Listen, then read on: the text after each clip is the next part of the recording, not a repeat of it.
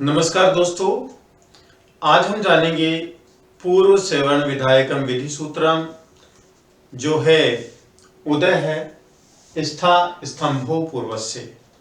उदय है स्था स्तंभो पूर्वस्य। उद उदय है पंच में विभक्ति है, इसके बाद में स्था हो और स्तंभ हो तो पूर्वस्य पूर्व का कौन सा, ये पूर्व है। दो पद माने गए हैं, एक तो पूर्व पद, एक पर पद। इसको उत्तर पद भी बोलते हैं, उत्तर पद भी बोलते हैं। ठीक है, तो हम जान रहे हैं उदय स्था स्तंभो पूर्वस्य है।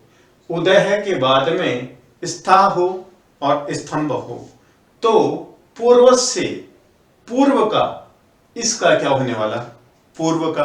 पूर्व में क्या है, उदय है, पंचमी विभक्ति एक वचन है। अब ये वृत्ति देखेंगे, उदय है परयो,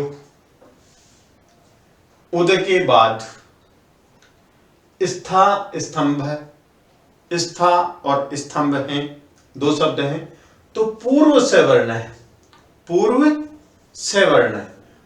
पूर्व, जो पूर्व में क्या है, उद है, पूर्व में उद है तो इसका सवर्ण होगा, इसका सवर्ण होगा। कैसे देखिए, जानते हैं। पहले एक शब्द लेते हैं, उदय है और जैसे स्थानम ले लिया, स्थानम, ठीक है। अब उदय के बाद परयो, बाद स्था और स्तंभों का पूर्व सवर्ण हो जाता है, इसका स्था का पूर्व सवर्ण हो जाता है, स्थानम। जैसे यहां पर स्था है, यहां वाला स्था है तो ये पूरे का सवर्ण होगा या फिर आधे का होगा। कहने का मतलब यह है स्था, यहां वाला, तो इस दय के स्थान पर ये पूरा आएगा या केवल से आएगा, ये कैसे पता चलेगा, ये कैसे पता चलेगा। तो देखिए, इसके लिए सूत्र है तस्मात् द्वितीय उत्तर से, तस्मात् द्वितीय उत्तर से पद विच्छेद करेंगे, तस्मात् इति उत्तर से। तस्मात् पंचमी विभक्ति है, पंचमी विभक्ति के बाद में जो पद है उसको क्या बोलते हैं, उत्तर से, उत्तर पद, जिसका हम जिक्र कर चुके हैं, उत्तर पद। तो यहां पर जो परिवर्तन होगा वो किसके स्थान पर होगा, इस से के स्थान पर होगा, इस से के स्थान पर होगा जो भी परिवर्तन होगा। ये आगे वाले सूत्र से पता चलेगा। कौन सा सूत्र है वह, तस्मात् इति उत्तर से। कहने का मतलब पंचमी निर्देशीन क्रियमाणम कार्यम, पंचमी निर्देश के द्वारा किए जाने वाला कार्य वर्णांतरेण अभिवृत्तस्य परस्य ज्ञेयम। कहने का मतलब जो बाद वाला है वो जानना चाहिए, इसके स्थान पर जो परिवर्तन होगा, जो भी होगा स्था के स्थान पर। अब कौन से वर्ण के स्थान पर होगा ये हम जानेंगे। तो इसको सूत्र को रफ कर देता हूं, क्योंकि इसका मतलब है कि बाद वाले उत्तर से, तस्मात् पंचमी विभक्ति के द्वारा जो निर्देश किया जाता है वह निर्देश किया जाता है कि उत्तर से, उत्तर का अर्थात बाद वाला जो शब्द है उसके स्थान पर परिवर्तन होगा। लेकिन पूरे के स्थान पर होगा या एक के स्थान पर होगा ये हम जानेंगे। तो देखिए, उदय स्थानम। अब दूसरा सूत्र है आदे परस्य, आदे परस्य, आदे परस्य। पर के आदि का होगा, पर के आदि का, पर के आदि का। तो पर में कौन है, स्था है, पर में क्या है, स्था है, और इसका आदि क्या है, ये शे है, ये शे है।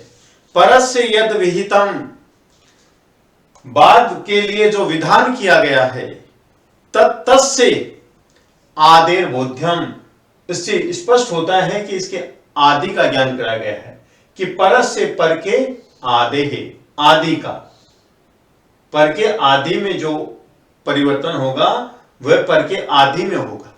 ये आदे है, परस से सूत्र कहता है कि पर के आदि में ये परिवर्तन होगा। अब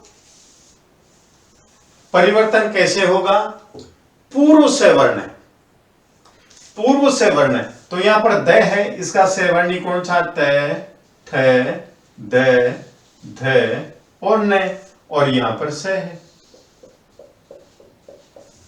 तो पूर्व से वर्ण में तो 5 आ गए, और इस से के स्थान पर ये पांचों तो आ नहीं सकते, तो उच्चारण स्थान के आधार पर देखते हैं तो से का और ते वर्ग का उच्चारण स्थान एक ही है, दंते है, तो फिर पांचों आ ही नहीं सकते। किसके स्थान पर, इस से के स्थान पर। तो हम देखते हैं आभ्यंतर प्रयत्न, आभ्यंतर प्रयत्न पर यहां कोई वर्ण नहीं आ रहा। बाह्य प्रयत्न के अंतर्गत हम देखते हैं कि महाप्राण, महाप्राण कौन कौन से, महाप्राण के अंतर्गत से भी आता है, और महाप्राण में ये अल्पप्राण है, ये भी अल्पप्राण है, और ये भी अल्पप्राण है। तो इस से के स्थान पर हमारे पास में कौन कौन से बचे, थे और थे बचा, थे और धे 2 बचे। अब यहां पर ये रफ कर देता हूं, इस से के स्थान पर अब ये ले या ये ले, इसका निर्णय कैसे हो, ये ले या ये ले, इसका निर्णय कैसे हो। तो देखिए खर प्रत्याहार में, जो खर प्रत्याहार है, खर प्रत्याहार के अंतर्गत वर्ग का पहला अक्षर, दूसरा अक्षर, और शे और शे, इस प्रकार से 13 वर्ण आते हैं खर प्रत्याहार के अंतर्गत, 13 वर्ण आते हैं। तो ये दूसरा वर्ण है, ये दूसरा वर्ण है, ठीक है। ये खर प्रत्याहार के अंतर्गत ध नहीं है, तो ये भी कट गया, ये भी कट गया। तो अब हमारे पास में क्या बचा, उदर थे थाना, ये शब्द बचा, क्योंकि इसके स्थान पर क्या हुआ, ये थे, ये अल्प प्राण थे, तय, दय और न, कट गए, फिर थे और थे बचे। अब से के स्थान पर हम थे करें या ध करें, ये समस्या आई। अब खर प्रत्याहार के अंतर्गत वर्ग का पहला वर्ण, दूसरा वर्ण होता है से, तो मिलान आ गया, ये से भी आ गया और दूसरा वर्ण थे भी आ गया। तो यहां पर ये नहीं है, ध नहीं, तो ये कट गया। तो क्या आ जाएगा, ये आ जाएगा, कौन सा, थे आ जाएगा। तो हमारा रूप क्या बना, उद तथानम, उद तथानम रूप बना। अब एक सूत्र और है, एक सूत्र कौन सा है, झरो झरी से वर्णे, झरो झरी से वर्णे, वो भी देखिए। इतना आप समझ गए हैं, इतना आप समझ गए। शुरू से देखिए, उदय स्था स्तंभो पूर्वस्य, उदय के बाद स्था हो या स्तंभ हो, पूर्व से, पूर्व का, इतना ही बता रहा है। वृत्ति के आधार पर हम जानेंगे कि उदय के पर में स्था और स्तंभ 2 शब्द हैं, पूर्व से वर्ण है। ये दोनों शब्द पूर्व का से, इन दोनों शब्दों के स्थान पर पूर्व से वर्ण हो जाएगा। कहने का मतलब उदय के बाद परियो बाद में स्था और स्तंभ है, 2 शब्द हैं, तो पूर्व से वर्ण है। पूर्व जो द है इसका सवर्णी हो जाएगा। अब कैसे होगा, नेक्स्ट सूत्र हमने जाना, तस्मात् इति उत्तर से, उत्तर का, इस उत्तर का, उत्तर में स्था है और स्तंभ है, इनके स्थान पर पूर्व से वर्ण होगा। पूर्व में क्या है, द, इसका सवर्णी होगा स्था और स्तंभ के स्थान पर। ये तस्मात् इति उत्तरस्य ने बताया, ठीक है। लेकिन पूरे शब्द के स्थान पर होगा, स्था के स्थान पर होगा, स्तंभ के स्थान पर होगा, ये हम कैसे जानें? वह सूत्र है आदे परस्य। पर के आदि का, जो पर में क्या स्था है, तो इसके आदि में स है, इसके स्थान पर पूर्व का, पूर्व में द है, इसका सवर्णी हो जाएगा। तो यहां पर उद और स्थान, तो इसमें जो उत्तर पद है इसके पूर्व का सवर्णी होगा, इसका सवर्णी होगा इसके स्थान पर। इस द का सवर्णी इस से के स्थान पर होगा। हम कैसे पता करें कि इसके स्थान पर कौन सा वर्ण होगा? तो द का सवर्णी कौन कौन से हैं? त, थ, द, ध, न, ठीक है। और ये पांचों वर्ण इस से के स्थान पर आने चाहिए। तो पांचों कैसे आएंगे? उच्चारण स्थान के आधार पर देखते हैं तो इनका और इनका उच्चारण स्थान समान है, तो पांचों नहीं आ सकते यहां पर, ठीक है। नेक्स्ट देखते हैं हम आभ्यंतर पर्यंतन के आधार पर देखते हैं तो भी मेल नहीं आता है। बाह्य प्रयत्न के अंतर्गत देखते हैं तो बाह्य प्रयत्न में देखते हैं तो बाह्य प्रयत्न में महाप्राण में इनका योग बैठता है। तो महाप्राण के अंतर्गत थ और ध रहते हैं, त, द और न ये अल्प प्राण है, इसलिए इनको हटा देंगे हम। हमारे पास में रहा थ और ध।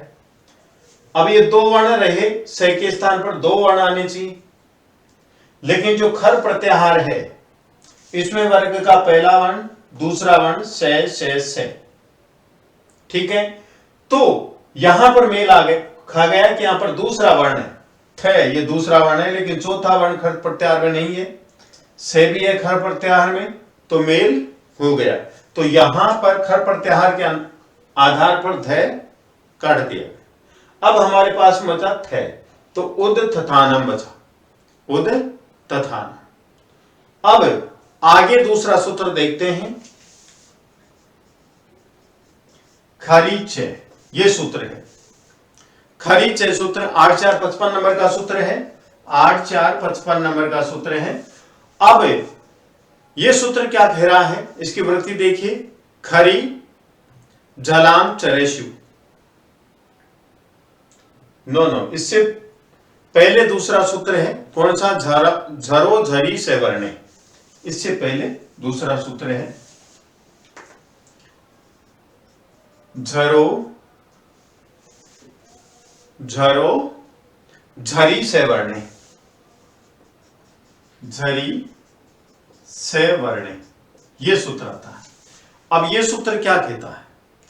इस सूत्र का मतलब है कि हल के बाद झर हो, हल के बाद झर हो,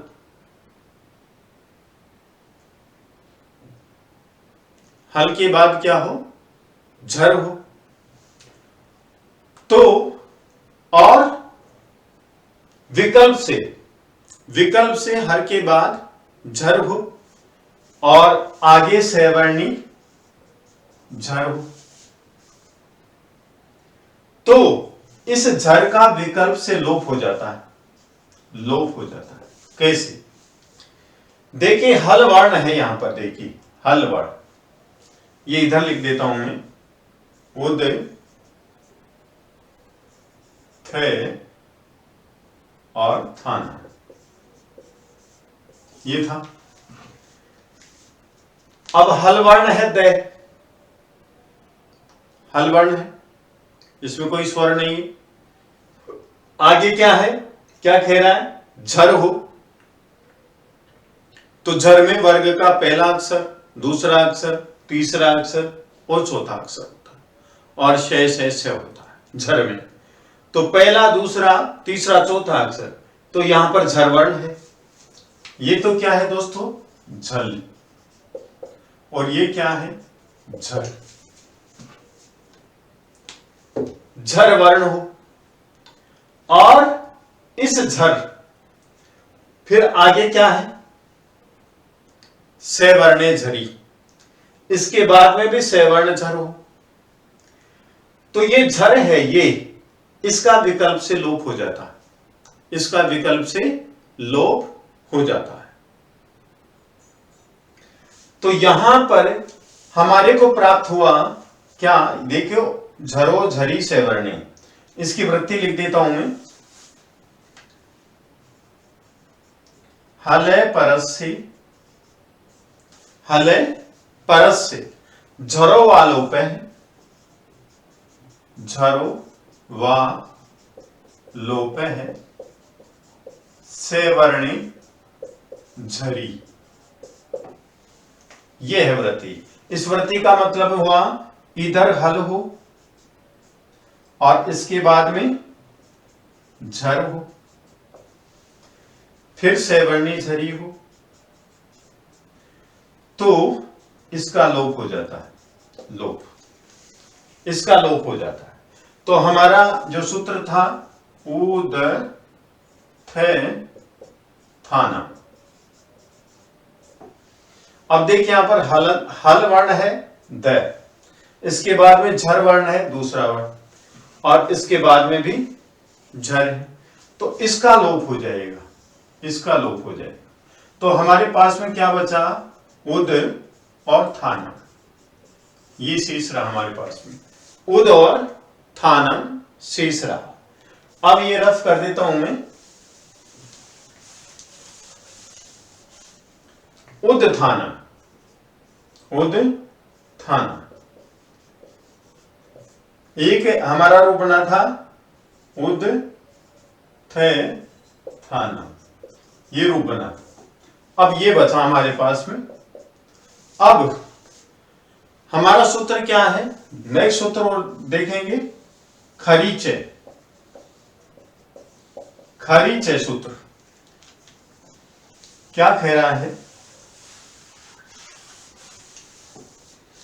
खरीचे सूत्र कह रहा है कि खरी झलाम चरेशु, इसकी वृत्ति क्या है, खरी झलाम चरेशु, ये कह रहा है, ये कह रहा है कि झलाम के बाद में खर हो तो इसके स्थान पर चर हो जाता है, चर हो जाता है, इसके स्थान पर चर हो जाता है। तो ये क्या है, द झल है, और ये क्या है, थे खर है, थे क्या है, खर, खर में कौन कौन सा वर्ण आता है, पहला दूसरा वर्ण, से, तो यहां पर दूसरा वर्ण है। झल में कौन सा आता है, पहला दूसरा तीसरा चौथा, तो यहां पर तीसरा, ठीक है। झल में झल पहला दूसरा तीसरा चौथा, शे है, ये वर्ण आते हैं झल प्रत्याहार में, ये वर्ण आते हैं। और खर प्रत्याहार में पहला और दूसरा, खर प्रत्याहार में पहला दूसरा, शे और से, ये वर्ण आते हैं खर प्रत्याहार में। तो हमारा सूत्र क्या कह रहा है कि झलों के बाद में खर हो, ये झल है, द, देखिए झल तीसरा वर्ण आ गया, किसका, तय वर्ग का तीसरा वर्ण, तय थे द, ये तीसरा वर्ण आ गया तय वर्ग का, तो क्या है, ये झल है, ठीक है। आगे खर हो, खर का मतलब पहला दूसरा वर्ण से, तो दूसरा वर्ण है थे, दूसरा वर्ण है, तो क्या होगा कि इस झल के स्थान पर, इस झल के स्थान पर, दय के स्थान पर क्या हो जाएगा, चर हो जाएगा, चर, दय के स्थान पर क्या हो जाएगा, चर। चर क्या होता है, पहला और दूसरा अक्षर होता है, से होता है, तो इस दय के स्थान पर क्या हो जाएगा, प्रथम वर्ण हो जाएगा। तो प्रथम वर्ण क्या होगा, इस दय के स्थान पर प्रथम वर्ण क्या होगा, तय हो जाएगा। तो हमारा शब्द क्या बना, उ त थानम, शब्द बना पूरा उत्थानम, उत्थानम शब्द, तो बहुत सारे सूत्र इसमें लगे हैं। अब हम बहुत ही शॉर्ट में, संक्षिप्त में इस संधि को जानेंगे। संक्षिप्त में ये संधि जानेंगे। आइए जानते हैं।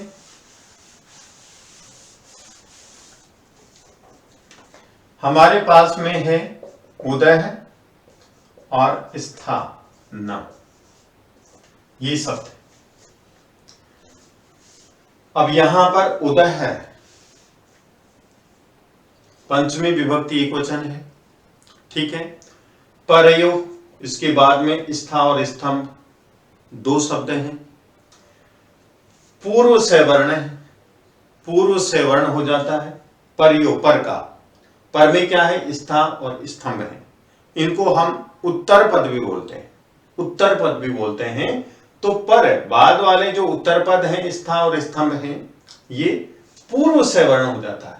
इनके स्थान पर जो पूर्व में द है, इसका से वर्ण हो जाता है।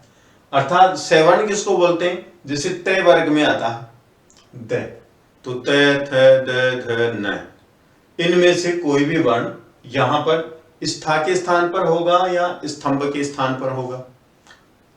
लेकिन कह दिया कि इन दोनों शब्दों के स्थान पर पूर्व से वर्ण होगा। अब कौन सा वर्ण होगा, आदे परस्य।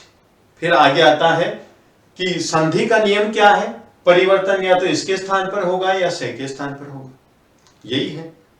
तो आदे परस्य सूत्र कहता है कि आदे, पर में जो, बाद में जो उत्तर पद है, इसको अंतिम पद भी बोल देते हैं। अंतिम पद का जो पहला वाला वर्ण है शे, इसके स्थान पर परिवर्तन होगा। इसके स्थान पर परिवर्तन होगा तो कौन सा शब्द आएगा साहब, से वर्ण में तो तय, थ, द, ध और न, ये आते हैं। तो यहां पर कौन सा आएगा, तो मन से तो हम लिख नहीं सकते, पांचों कैसे लिख सकते हैं। इसलिए बताया गया है कि जो उच्चारण स्थान के आधार पर तो होगा नहीं, क्योंकि उच्चारण स्थान में दंते, उच्चारण स्थान इसका है, से का भी दंते उच्चारण स्थान है, तो फिर सारे नहीं आ सकते, एक ही तो अंक आएगा। उच्चारण स्थान यदि समान है तो सारे आना चाहिए, सभी आना चाहिए, ठीक है ना। जिसका एक रोल नंबर है केवल एक है, एक रोल नंबर वाले 5 अगर विद्यार्थी हैं तो पांचों वहां पर बैठना चाहिए। कुछ तो डिफरेंस होगा कि उन पांचों में से एक बैठे, यहां पर भी कुछ तो डिफरेंस होगा जो से के स्थान पर एक जाए। अब हम देखते हैं कि बाह्य प्रयत्न के अंतर्गत जो महाप्राण है वहां पर मेल खाता है। महाप्राण में ये से भी है और महाप्राण के अंतर्गत ये नहीं है, ये नहीं है, ये अल्पप्राण में ये नहीं। महाप्राण में दूसरा और तीसरा वर्ण होता और से तो ये होते हैं। तो महाप्राण के अंतर्गत थ और ध दो बचे हमारे पास में, थ और ध दो बचे। अब इस से के स्थान पर दो भी नहीं ले जा सकते, सीट एक है, एक सीट पर दो कैसे बैठ सकते हैं, एक सीट पर तो एक ही बैठ सकता है। तो जो यहां पर जो खर प्रत्याहार है, खर प्रत्याहार का मतलब होता है कि खर प्रत्याहार में वर्ग का पहला अक्षर और दूसरा अक्षर होता है। वर्ग का पहला अक्षर जैसे त और थ, खर प्रत्याहार में ये हर वर्ग का, जैसे यहां पर ट, ठ, चे, छे, क, ख और पे, फे, शे, शे, शे, ये हो गया खर प्रत्याहार।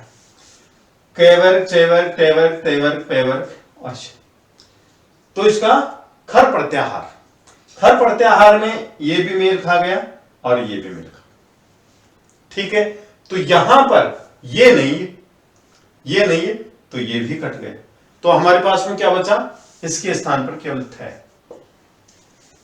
क्या बचा, थे। तो हमारी संधि क्या थी, उदय है और थे, थाना, ये थी। अब हमारे पास में ये रहा उदय तथाना, उदय तथानम, सॉरी उदय तथानम बचा। अब सूत्र आया खरी च। खरी च सूत्र क्या कह रहा है कि झल के बाद, ये झल है,